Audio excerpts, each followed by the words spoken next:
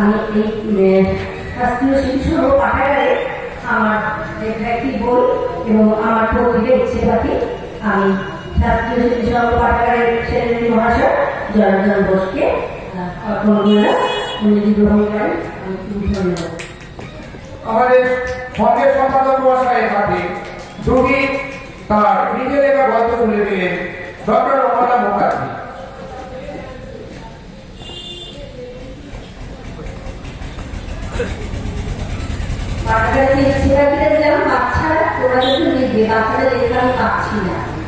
বড়দের প্রচুর লেখা হয়, বাচ্চাদের লেখা পাচ্ছি না, কিন্তু বাচ্চারা লেখো। আমার সেই হারিয়ে যাওয়া পিঠে করেছিল এবার বলছি থাম, রঙিন থাম, যা হারিয়ে গেছে। সেই হারিয়ে যাওয়া রঙিন থাম দিয়ে আমার সমাজিত বইটা রঙিন থাম। দিতাম চিঠি রঙিন থামে, তুমি যখন থাকতে দূরে, তোমার চিঠি আসতো থামে রঙিন হয়ে ছড়িয়ে শুনে। আমার নামে রঙিন থামে আসবে কবে প্রেমের বাণী, ডাক্তারের পথ চেয়ে কাঁদতো সকাল দুপুর খানি। বেশ কপালে লিখে দিতাম তোমার চিঠি পেলে হাতে পেলে, রঙিন খামে লাগিয়ে আতর ডাক বাক্সে দিতাম পেলে। বেশ কপালে লিখে দিতাম তোমার চিঠি হাতে পেলে, রঙিন খামে লাগিয়ে আতর ডাক বাক্সে দিতাম পেলে। পুজো যখন থাকতে কাছে খাম কিনলেন আসতে নিয়ে, দশমীতে লিখতাম চিঠি গুরুজনদের প্রণাম দিয়ে। এখন প্রণাম ফোনেই সারি, ফোনেই জানান আশীর্বাদ, যদিও প্রণাম বড্ড শেখে, নবপ্রজন্ম দিচ্ছে পা। মায়ের লেখা অনেক চিঠি যত্ন করে রেখেছি তুলে, মন খারাপে মেঘলা দিলে পড়ি সেসব খুলে খুলে। পুরনো বাক্স গোছাতে গিয়ে মাসির চিঠি এলো হাতে, মাসি এখন নেই জগতে, চিঠিখানি রইল সাথে। মামা মানে চিঠি করি মনে পড়ায় কতই কথা, মামের আদর মামার স্নেহ চিঠির মাঝে আছে কথা।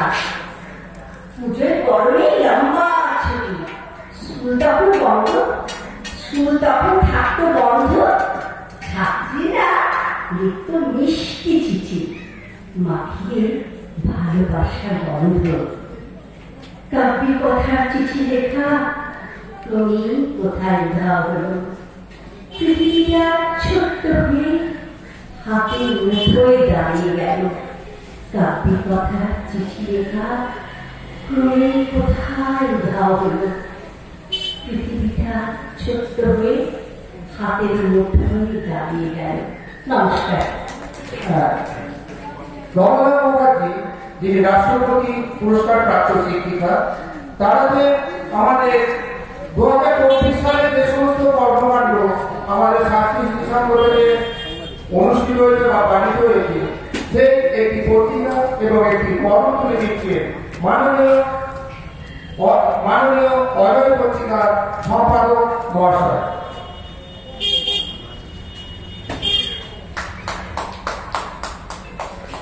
সবাই তো হাত তালি দেবেন, কবিতে এটাই শ্রেষ্ঠ পাওয়া। মন্ত্রী ব্যানার্জি পাতিলপাড়া থেকে এসেছেন, যেখানে যতীন্দ্রনাথ সেনগুপ্তের জন্মভূমি এবং সেই যতীন্দ্রনাথ স্মৃতি স্মারক কমিটির তিনি সম্পাদিকা।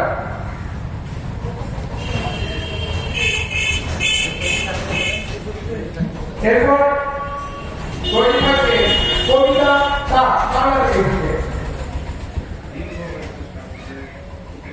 সবাইকে প্রণাম, শুভেচ্ছা। আমি প্রথমে এই ছাত্রী সঙ্গে সম্পাদক মহাশয়ের হাতে আমার একটি উপন্যাস জীবনের অন্ধকারে বইটি তুলে দিতে